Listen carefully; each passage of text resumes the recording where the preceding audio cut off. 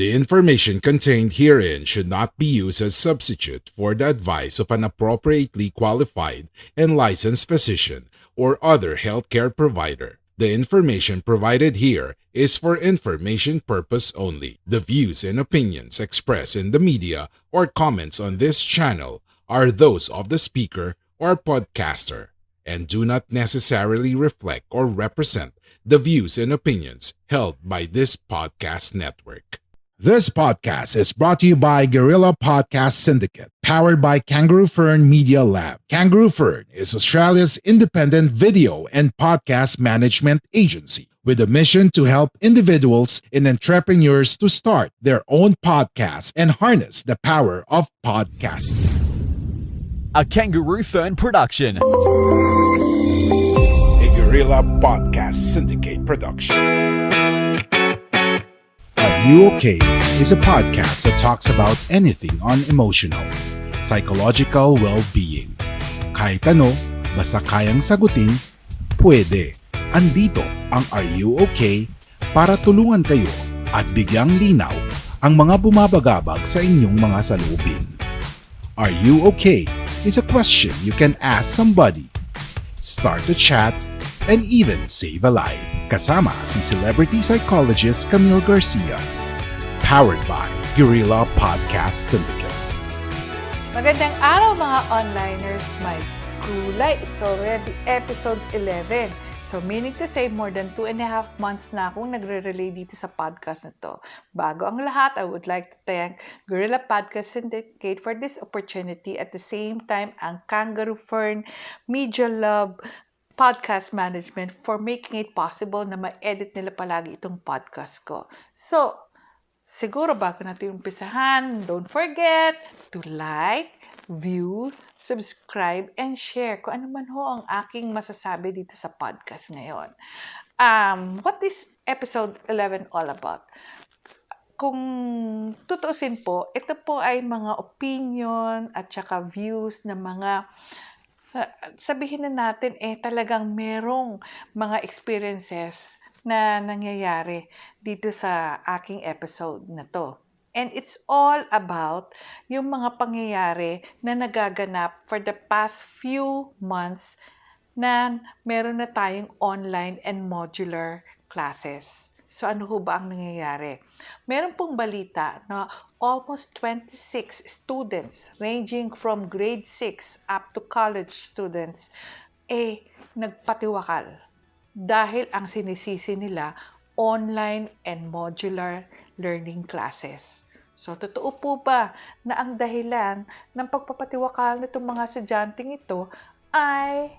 Are you a podcaster who's getting frustrated because your show results are not in your favor? Are you losing hope because you feel like podcasting doesn't help you generate income? Are you a podcast service provider who is struggling to meet your clients' expectations? If yes, head on to www.podkai.com. Book a call with the founder of Podkai Media, Kai Villanueva, and get clear and proven strategies to earn through podcasting. Dahil sa online and modular classes. So, I tried my best not to survey and ask the opinion of some of our netizens regarding this. At yun po ang aking babasahin, and I will give my perspective about this afterwards. So, sabi po ni Shell Peñaranda, it's because of the depression and stress sa deadline daw ng submission ng module. Kaya daw talagang nagkakaroon ng pagkakataon na pwedeng mag-attempt or talagang mag-suicide ang isang estudyante. And according naman to Cory Gallardo Magaya, sabi niya ganun, sobrang nai-stress daw ng mga bata. Dahil kasi iniintindi nila at saka hirap yung, kumbaga sa sobra daw na ang gulong-gulo na daw po sila doon sa pasahan dahil kasi palagi sinasabi may deadline daw. Tapos umaabot pa na talagang kumisan, wala namang gabay daw yung mga magulang dahil nawawala yung signal. Nararamdaman na isang student pag hindi siya kasali sa online classes, nakikita niya na parang umiiyak na lang yung anak niya at nawawala na daw ng parang ayaw na mag-aral. At the same time, feeling niya hindi siya nakapasok dun sa online classes. Sabi naman po ni Cyril Fraga Abela, naniniwala siya na yung stress na nararamdaman niya ay hindi lang po stress ng kanyang alaga, at the same time, yung pong stress nila bilang isang magulang. Dahil kasi daw, bukod nga daw dun sa deadline, at the same time, nakaka-depress na hindi maganda yung takbo ng pag-iisip dahil palaging feeling nila, may mga guro kasi na ayaw tumanggap ng mga late projects and assignments.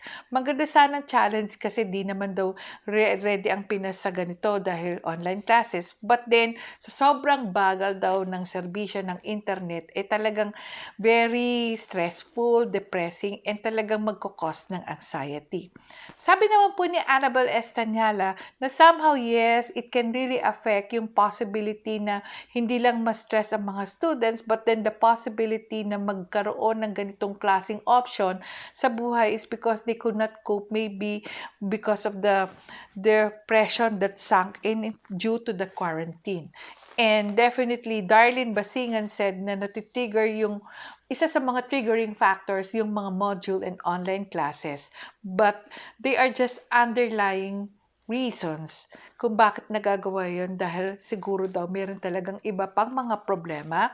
Halimbawa daw ay mga relationships, or kaya naman yung merong problema sa pamilya. Kaya nadadagdag daw yung stress dahil sa itong module and online learning. Dapat siguro malaman ng ibang mga problema yung ganitong klase na hindi lang po talaga yung sila ang sisisihin, kasi definitely module and tsaka online learning. So bakit ito yung magkakos ng talagang possible suicide attempt?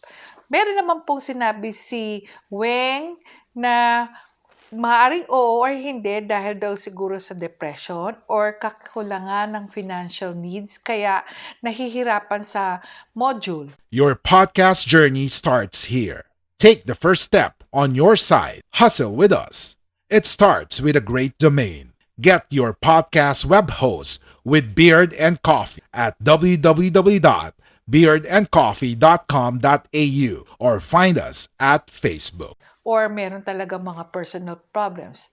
I like what John Magat said when sinabi niya na hindi ito ang dahilan para sabihin na magpapatiwakal or mag-a-attempt ang isang tao.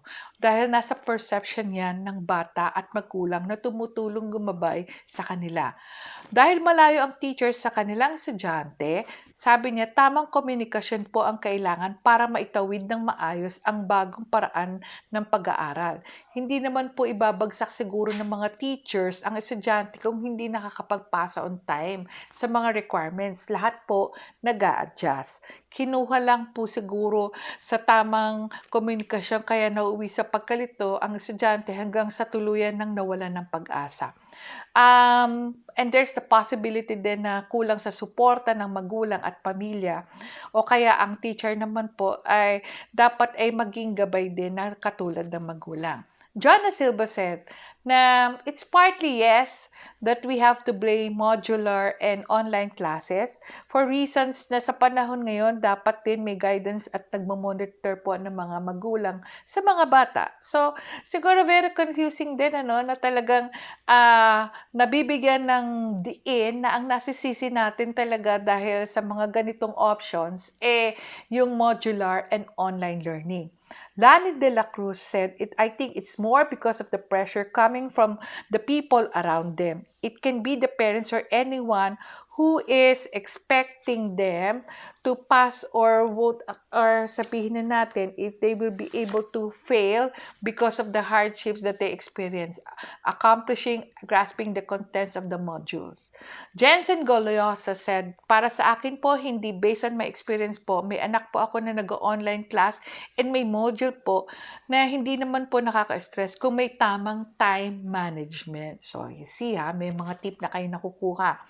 At the same time, sabi nila na kung ang mga subject at activity na gagawin nila ay yung hindi isang bagsakan. They will take it one at a time. So, mas okay po yun. Jermaine Valenzuela Guardallalori, ang haba ng pangalan, ay naniniwala po ako, base po sa observation ko as a mother, kung kami napapaisip rin po sa ibang subject kung anong isasagot, nangangamote din po kami bilang magulang po. Nakakaramdam kami ng stress po bilang kami ay nahihirapan din para i-guide ang aming mga anak. How much more po sa isang bata na walang nag-guide na magulang, di naman lahat ng magulang ay nakakapagbasa, nakakapagsulat. Paano po yung mga batang may ganong tema? So, sa nakikita nyo, talagang kumisan nakakalungkot isipin na this kind of things happen, and considering the fact na talaga bang masisisi natin ang modular and online learning at this point? First and foremost, naalala ko noon, siguro few years back, palaging sinasabi natin na ang magiging modernized version of learning is online classes. Probably the modular thing is for you to be able to check kung ano man po yung napag-aaralan. So ano ba ang nakaka-pressure or what is stressful in this kind of learning? Sa napansin ko po sa mga ganitong pagkakataon, ang hirap dahil kasi napaka-limited yung time ng online classes for other public schools. Second, hindi po consistent yung time. Meron, halimbawa, Monday, 8 o'clock ang online classes, Tuesday, 11 o'clock, Wednesday, 2:30. Yung nag-iiba-iba, masyadong diverse yung kanilang scheduling. Second, the possibility na ang nangyayari po ay masyadong minamadali kung ano yung dapat na matapos for the week. So, bombarded talaga yung estudyante na ito yung assignment, ito yung dapat gawin, and you have to submit this coming Friday. Of which, ganun din po sa modular. Sa modular, nandun po yung mga instructions. Nandun nakalagay lahat kung ano yung pwedeng gawin. Pero, napansin ko, pag modular, We are Independent Podcast Network. We are Guerrilla Podcast Syndicate. Would you like to hear your brand while supporting quality podcasts? Contact us now at advertise@guerrillapodcastsyndicate.com.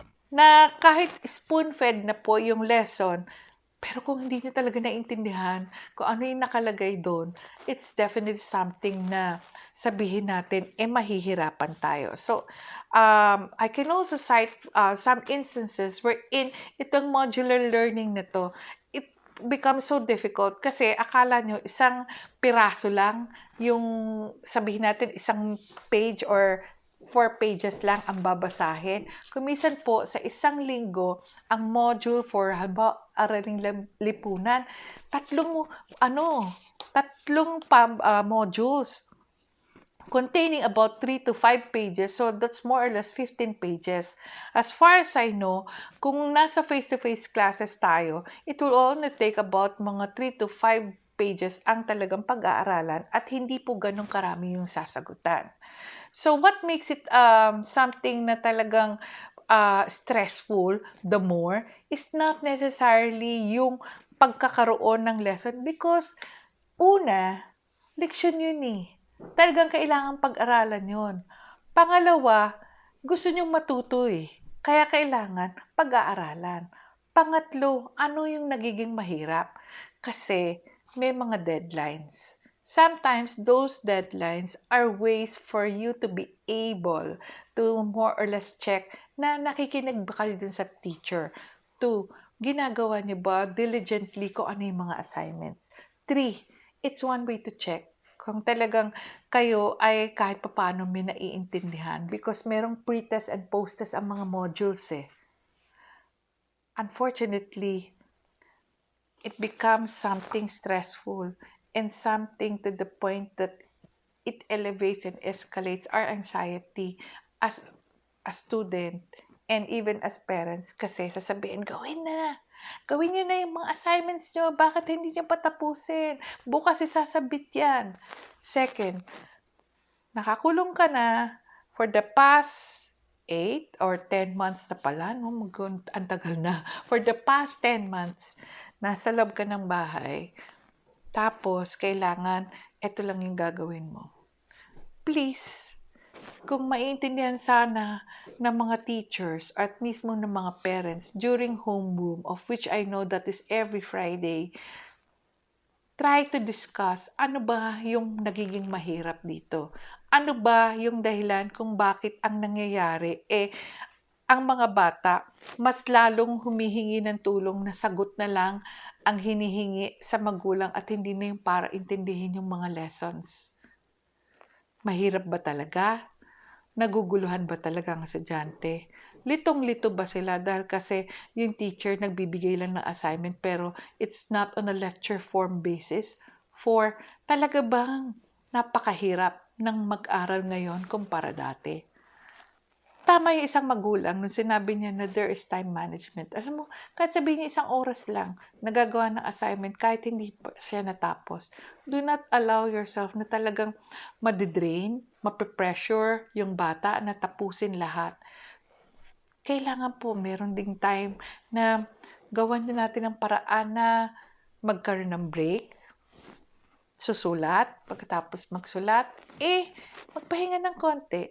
Wala yung talagang pagkatapos magsulat, magagadget na naman at iba yung gagawin. So, the more you're making your eyes so tired, the more na talagang pinipilit nyo na mas matagal pa yun. Tama, naalala ko yung isang suggestion ng isang nung isa dun sa mga netizen sabi, sana daw ang modular or ang online learning i-incorporate na daw sa ML, sa mga gaming, para daw siguradong makikinig yung mga estudyante. Hindi naman po ganun. Ang sa akin lang, siguro para mas maintindihan natin, wag natin palaging sasabihin na ang may dahilan yung modules or yung online learning. Ano ang nagiging dahilan? It is something stressful. The way we look at it, the way na kung paano nakaset up tayo. Why is it stressful? Kasi masyado tayong naapektuhan dun sa environment natin. Na out of focus tayo kung saan tayo tumitingin. Imbis na talagang, tapos nakikita mo yung teacher nandun lang. Hindi mo rin alam kung talagang nakikita nila tayo. Tapos may mga estudyante na talagang nagpapatay ng kanilang camera. Or kumisan talagang naka-audio. Or hindi mo alam kung sino talaga ang nakikinig. One thing, do not make it an issue na itong mga modules at itong online learning ang talagang nagpapahirap sa atin. It's how the system works. Kung sasabihin natin na you're not pressuring the student during the modular learning, or kung sasabihin natin during the online learning classes, sabay-sabay na talagang merong sinusundan ding libro or meron tayong sinusundan na talagang naiintindihan. Remember, Like what you hear so far? Make sure you never miss an episode by clicking on the subscribe button now. This podcast is possible by listeners like you. Thank you for your support. Now back to the show. hindi tayo pare-parehas na ang gadget natin ay kasing size ng tablet. Merong iba na ang ginagamit cellphone lang. So, paano mo maipapakita na talagang napakaganda nung yung sabihin natin yung presentation, lalo na kung they are slides, tapos napakaliit ng screen mo, paano mo mapapakita bilang isang mabuting guro na talagang naiintindihan mo yung sitwasyon nila and how you'll be able to empathize and understand what is happening to these students. Please, importante po ang good parenting and responsible parenting dito. Importante na ibabalik ko sa mga guro na they are the second parents. So they are supposed to guide these children and they are supposed to help them in such a way na meron silang natututunan. Values, good conduct, at the same time, yung the way they're going to behave appropriately in the event na magkikita kayo on face-to-face classes. Importante yan. Mas sa akin, yung tinatawag natin na yung surge of social interaction, hindi yung pag nagkita kayo face-to-face, daldalan ng daldalan. Hindi makikinig sa teacher. The way online and modular classes is supposed to be given na dapat on your own face. Hindi yung pinipressure, tapusin nyo yan, gawin nyo yan, kailangan yan. Kung hindi, hindi ko tatanggapin yan. Hindi kayo magkakaroon ng grades. We will try our best to understand. We will try our best na bilang isang mabuting magulang at responsabling magulang, gagabayan ko ang anak ko. Pero sana, in return, makatulong din ang mga teachers na do not pressure us na talagang kami bilang magulang lang ang merong nararanasang problema. Alam ko po, bilang kayo mga guro, meron din kayo nararanasang problema. The more ang mga estudyante na bago lang sa ganitong klaseng pag-aaral at ganito pa nahirap sila na masabihin na natin, online siya. Tapos, you are enforced na may module pero bawal sulatan ng module, kinakailangan sa papel pa, ililipat pa sa papel na ganito or kaya naman may mga gagawin ganito. We're trying our best na maging maayos ito. And at the same time, if this kind of options happen, try to look for the signs. If there is depression, if there's anxiety, if your child, if your son or your daughter is no longer sleeping, eating well, or talagang sabihin na natin, merong mga signs and possible sabihin natin nararamdaman na hindi maganda. The best way is to connect, communicate, and understand what is happening. And that is good parenting. You may be a good parent, but do not allow yourself to be just good. Try your best to be a responsible parent. Try your best, teachers, to be a good and responsible teachers. Hanggang dito na lang po. Maraming salamat sa inyo. Thank you for listening. Make sure to visit our website at www.guerrillapodcastsyndicate.com, where you can subscribe to the show in Apple Podcasts, Google Podcasts, Spotify, Stitcher, or via RSS, so you'll never miss a show. While you're at it, if you found value in this show, rate and review this podcast and share it with your friends. You can also join the conversation with Guerrillas RE on Facebook, Twitter, and Instagram. Please consider on making a donation to help us keep making the podcast you love. If you have any questions, feel free to reach out to us. A Guerrilla Podcast Syndicate production.